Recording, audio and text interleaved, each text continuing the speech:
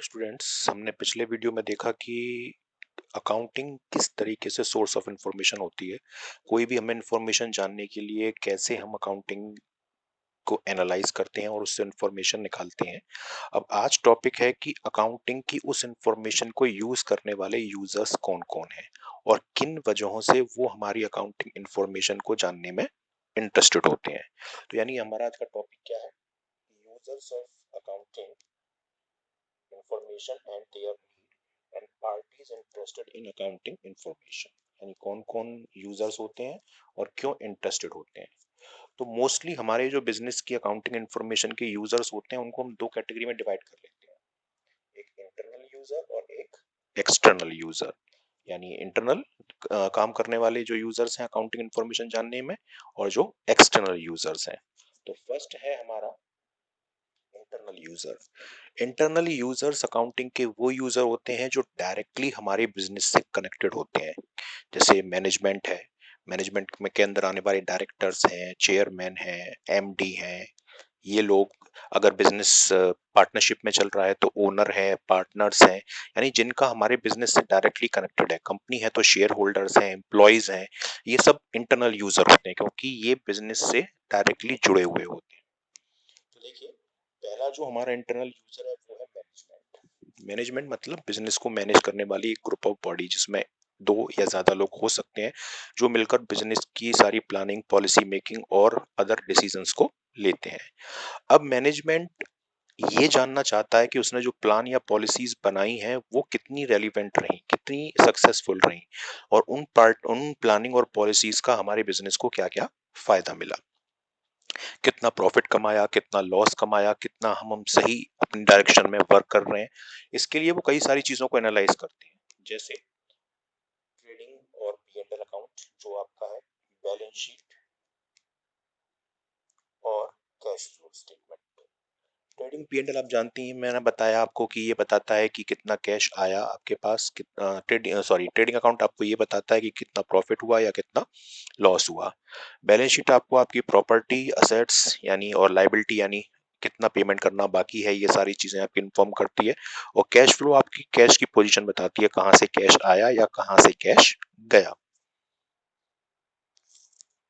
अब ये जो इन्फॉर्मेशन निकल कर आती है, मैनेजमेंट इसको पब्लिश करता है बाकी के यूजर्स के लिए, जो और लोग होते हैं उनको दी जाती है मैनेजमेंट के थ्रू। उसे पब्लिश्ड इन्फॉर्मेशन कहते हैं। एक इन्फॉर्मेशन अनपब्लिश्ड भी होती है। पब्लिश्ड इन्फॉर्मेशन वो होती है जो कंपनी या बिजनेस का मैनेजमेंट खुद दूसरे लोगों को देता है। अनपब्लिश्ड इन्फॉर्मेशन वो होती है जो किसी और सोर्स के थ्रू लोगों को या यूजर्स को पता चलती है, उसे हम अनपब्लिश्ड इन्फॉर्मेशन कहते हैं। तो मैनेजमेंट पहले तो खुद अपने डिसीजन को एनालाइज करने के लिए उस इन्फॉर्मेशन को यूज करता है, और बाकी बाद में वो और एंड यूजर जो बाकी के इंटरेस्टेड पार्टीज हैं उनको कन्वे कर देता है।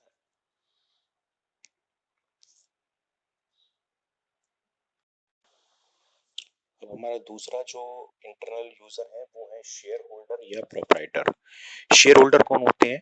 शेयर होल्डर वो पर्सन या वो ग्रुप ऑफ पर्सन होते हैं जो कंपनी के थ्रू इश्यू किए हुए शेयर्स को परचेज करते हैं। शेयर क्या होता है? शेयर एक तरीके से किसी भी कंपनी के टोटल इन्वेस्टमेंट का वो स्मॉल पार्ट होता है जो वो पब्लिक से रेज करता है in the form of share. और जो लोग उन शेयर को परचेज करते हैं वो लोग शेयर होल्डर कहलाते हैं। एक तरीके से ये शेयर होल्डर अपने खरीदे हुए शेयर की वैल्यू के बराबर उस कंपनी में ओनरशिप परचेज कर लेते हैं। तो ये लोग शेयर होल्डर्स होते हैं। प्रोप्राइटर आप जानती हैं, जो ओनर होता है पार्टनर्स में, पार्टनरशिप फर्म में या फिर सोल प्रोप्राइटर में, वो प्रोप्राइटर होता है। अब शेयर होल्डर्स क्यों हमारे बिजनेस की इंफॉर्मेशन जानने में इंटरेस्टेड होंगे?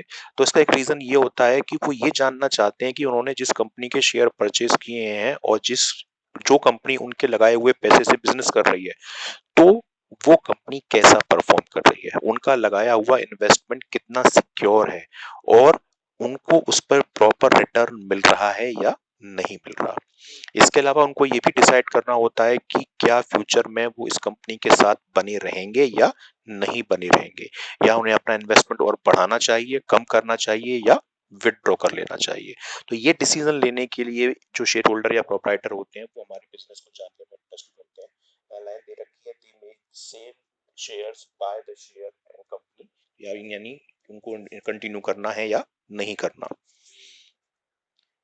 तीसरा होता है एम्प्लॉय। एम्प्लॉय कौन होता है?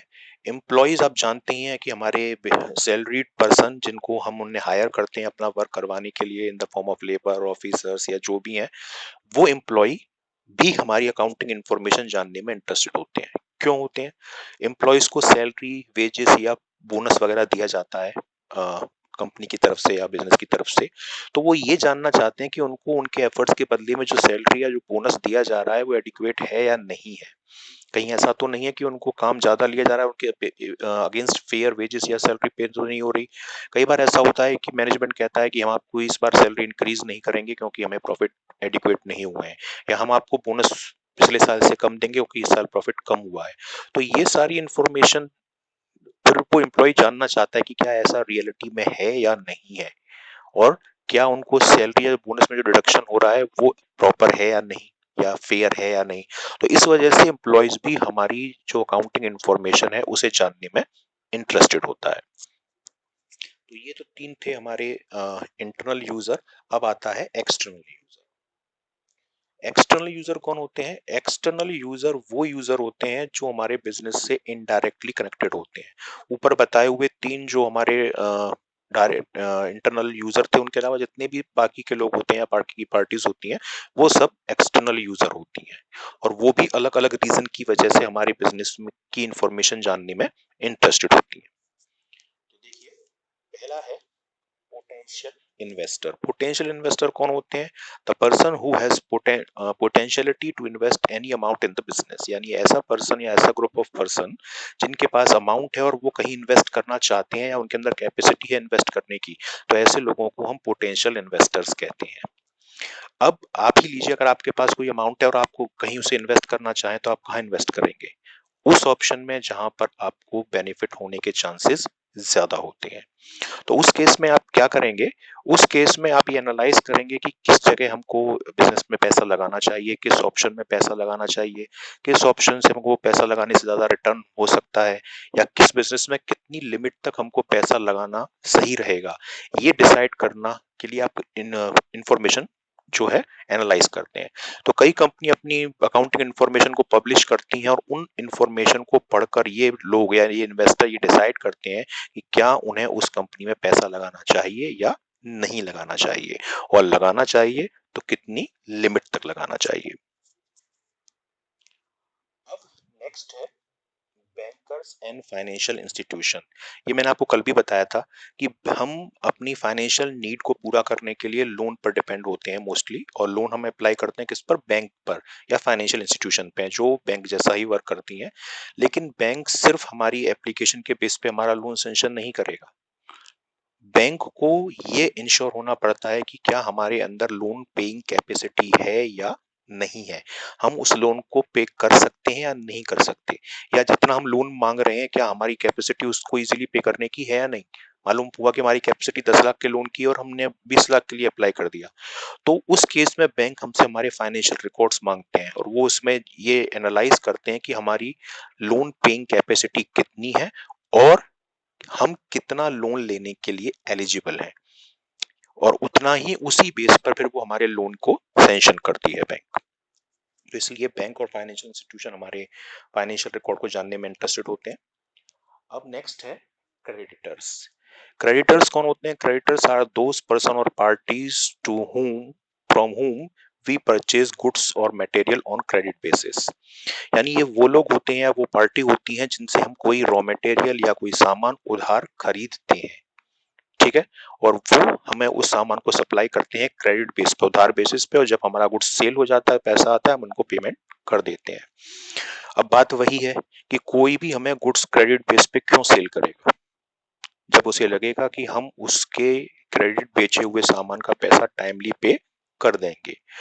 यानी सेम वही है जो बैंक का है कि ये भी लोग एनालाइज करते हैं कि क्या हमारी पेइंग कैपेसिटी अच्छी है या नहीं है, हम टाइमली अपने खरीदे हुए गुड्स का अमाउंट पे करने में कैपेबल हैं या नहीं, और कितने रुपए तक का सामान हम इजीली उधार परचेज कर सकते हैं और इजीली रिटर्न कर सकते हैं।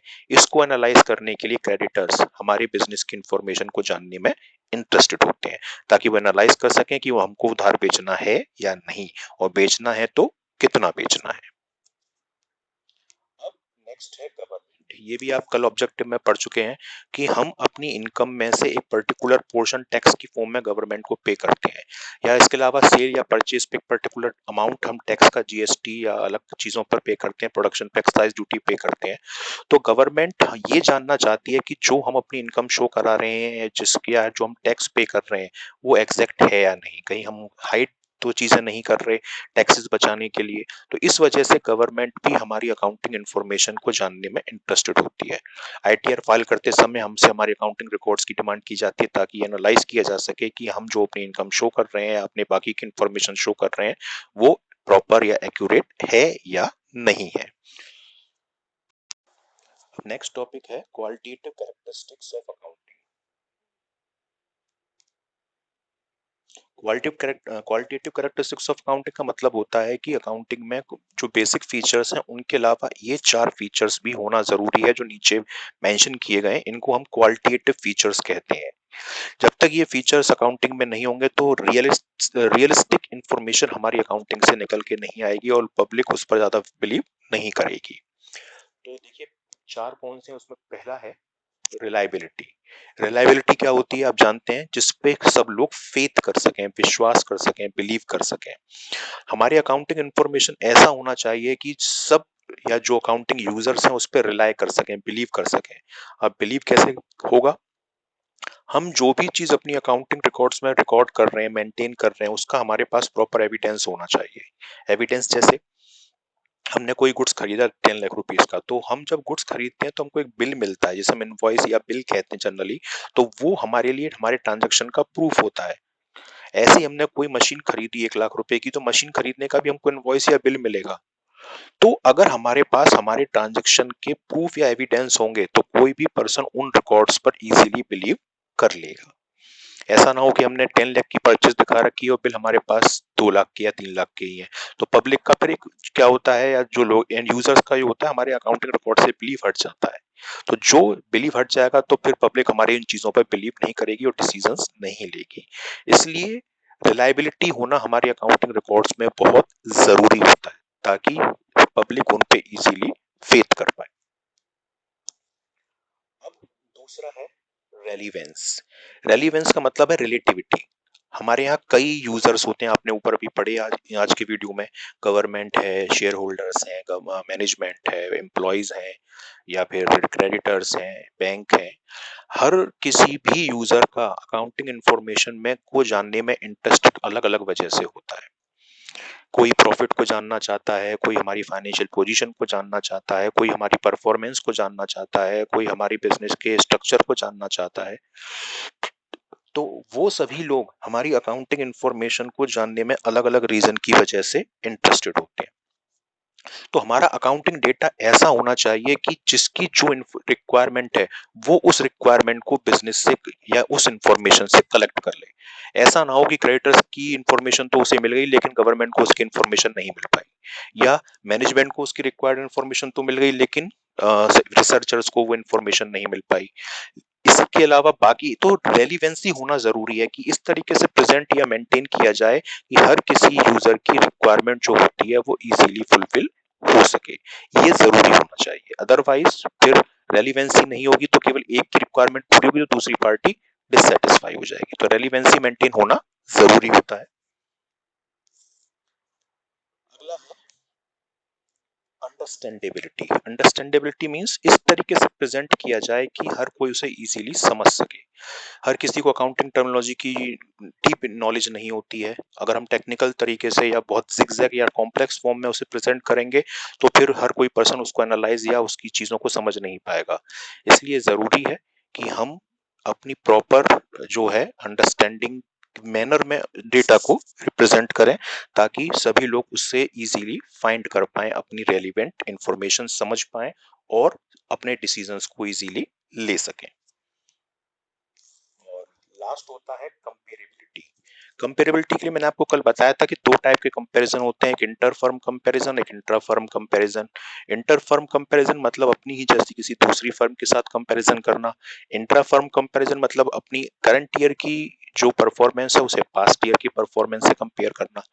और आप ये भी जानते हैं, पहले पढ़ चुके हैं, कंपैरिजन हमेशा दो सेम चीजों में होता है, अलग अलग नेचर की चीजों में कंपैरिजन होना पॉसिबल नहीं होता है। इसलिए डेटा इस तरीके से मेंटेन किया जाए, अकाउंटिंग इंफॉर्मेशन को इस तरीके से प्रेजेंट किया जाए कि उसमें दोनों टाइप के कंपैरिजन इजीली हो सकें। मींस कि हम इंटर फर्म कंपैरिजन भी कर सकें, यानी अपनी जैसी दूसरी फर्म के साथ भी कंपैरिजन कर सकें, और अपनी पास्ट ईयर की परफॉर्मेंस से भी हम अपने आप को कंपेयर कर पाएं। अगर हम कंपैरिजन कंपेरेबल डेटा मेंटेन नहीं कर पाएंगे तो फिर किसी भी टाइप का कंपैरिजन नहीं हो पाएगा, और हम अपनी परफॉर्मेंस को दूसरी फर्म के साथ या अपनी ही पास्ट परफॉर्मेंस के साथ मेजर या कंपेयर नहीं कर पाएंगे। तो ये चार क्वालिटेटिव फीचर होना भी हमारी बिजनेस अकाउंटिंग के लिए जरूरी होता है।